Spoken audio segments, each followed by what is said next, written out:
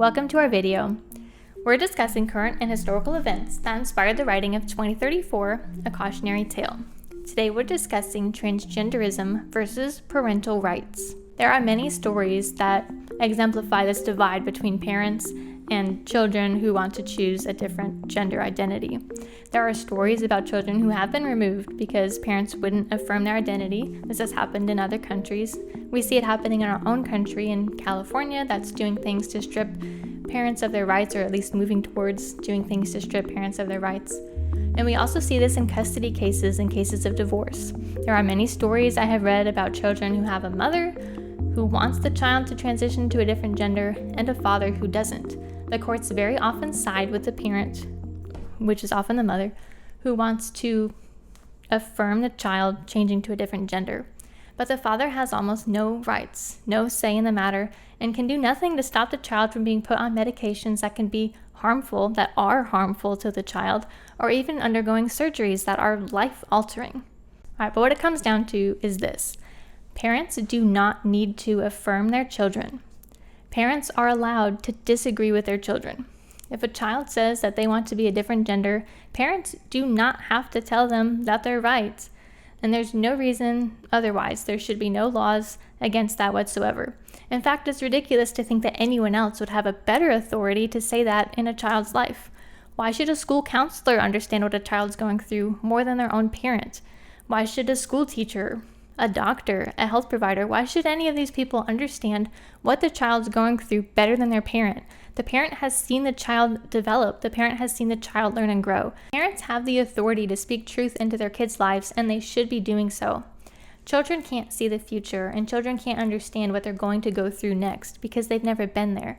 So it's completely normal for a child not to understand how they could be happy or fulfilled or fulfill a role that maybe they don't understand yet.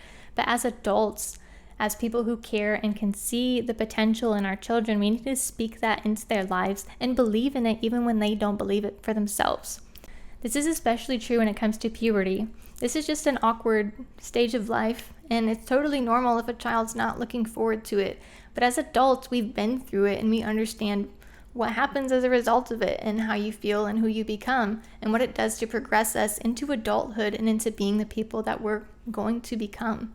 And we need to speak these things into our children's lives and help them to see that this awkwardness and this strangeness isn't going to last forever, and they're going to become somebody wonderful, and speak those good truths into their lives. The reality is that along with transgenderism is often a whole host of other mental health issues, depression, anxiety, fear, because it's not a stable lifestyle. Teaching children that they can just change who they are on a whim or whenever they feel like it, that they can just completely restructure their entire identity is bad for them. Children need stability. Children need truth. Children need to understand who they are, and they need adults who care about them to speak value, to speak identity into their life so they understand who they are. So like we've said in several other videos, the response to this is really the same. We need to protect children. We need to protect their innocence. We need to protect their health.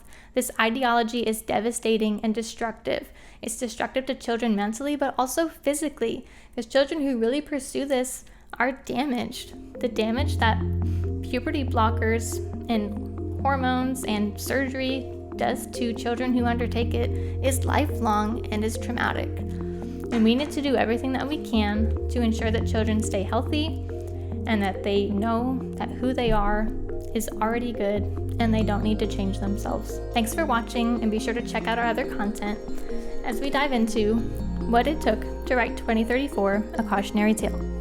Thank you.